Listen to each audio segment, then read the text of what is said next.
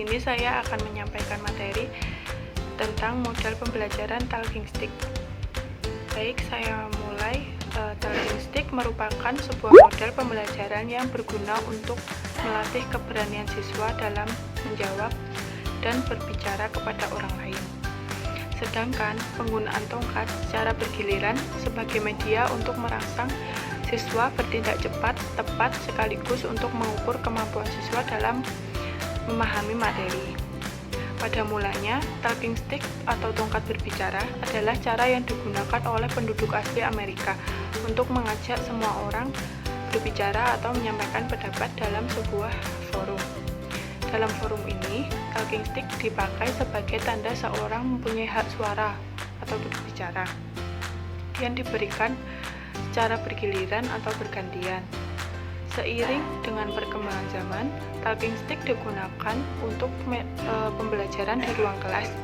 Model pembelajaran ini cocok digunakan untuk semua kelas dan tingkatan umur. Model pembelajaran talking stick termasuk salah satu model pembelajaran yang kooperatif. Strategi pembelajaran ini dilakukan dengan bantuan tongkat. Siapa yang memegang tongkat wajib menjawab pertanyaan dari guru setelah peserta didik mempelajari materi pokoknya. Pembelajaran talking stick ini sangat cocok diterapkan bagi peserta didik mulai dari tingkat SD, SMP, hingga SMA atau SMK.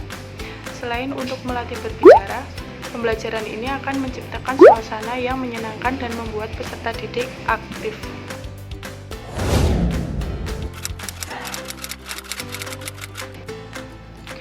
Adapun langkah-langkah dari model pembelajaran talking stick ini.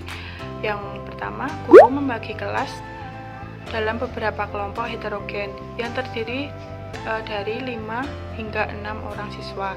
Yang kedua, yaitu guru menyiapkan sebuah tongkat yang panjangnya kira-kira 20 cm. Yang ketiga, guru menyampaikan materi pokok yang akan dipelajari, kemudian memberikan kesempatan kepada peserta didik untuk membaca dan mempelajari materi. Yang keempat, guru mengambil tongkat dan memberikan kepada peserta didik. Setelah itu, guru memberikan pertanyaan dan peserta didik yang memegang tongkat tersebut harus menjawabnya. Demikian seterusnya sampai sebagian peserta didik mendapat bagian untuk menjawab setiap pertanyaan dari guru. Yang kelima, siswa lain boleh membantu menjawab pertanyaan jika anggota kelompoknya tidak dapat menjawab pertanyaan. Yang keenam, ketika tongkat bergulir sebaiknya diiringi musik atau lagu. Yang ketujuh, guru melakukan evaluasi atau penilaian baik secara kelompok atau individu.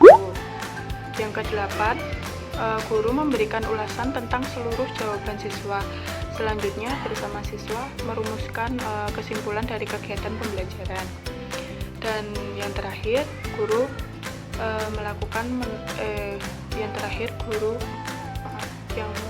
guru menutup pembelajaran.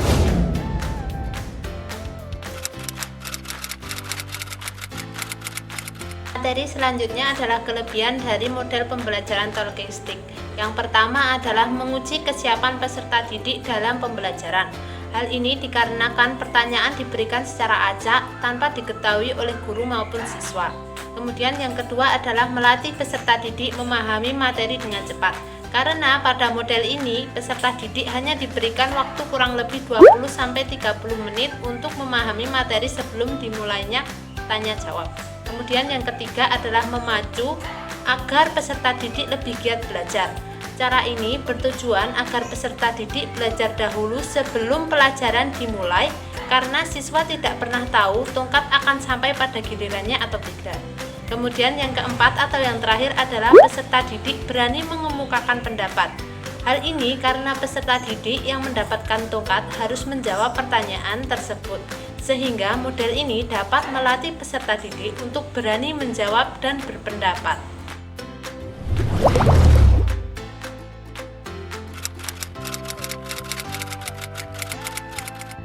Kemudian materi selanjutnya adalah kekurangan dari model pembelajaran talking stick.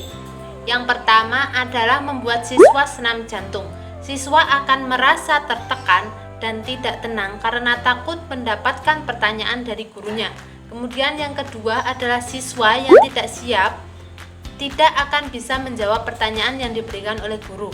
Umumnya, siswa merasa grogi dan menyebabkan siswa tidak bisa menjawab pertanyaannya, padahal sebenarnya dia tahu akan jawaban dari pertanyaan tersebut. Namun, dia merasa kesulitan untuk mengucapkan atau memberitahu jawaban tersebut.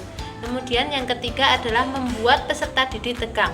Tak jarang peserta didik merasa tegang dan was-was jika tongkat tersebut berhenti pada dirinya, yang menyebabkan peserta didik tersebut harus menjawab pertanyaan yang diberikan oleh guru tersebut. Kemudian yang keempat adalah ketakutan akan pertanyaan yang diberikan oleh guru. Terkadang siswa merasa takut dengan pertanyaan yang diberikan oleh guru karena mereka khawatir tidak bisa atau salah menjawab pertanyaan yang diberikan oleh guru tersebut. Sekian presentasi dari kelompok kami. Ada kurang lebihnya saya mohon maaf. Wassalamualaikum warahmatullahi wabarakatuh.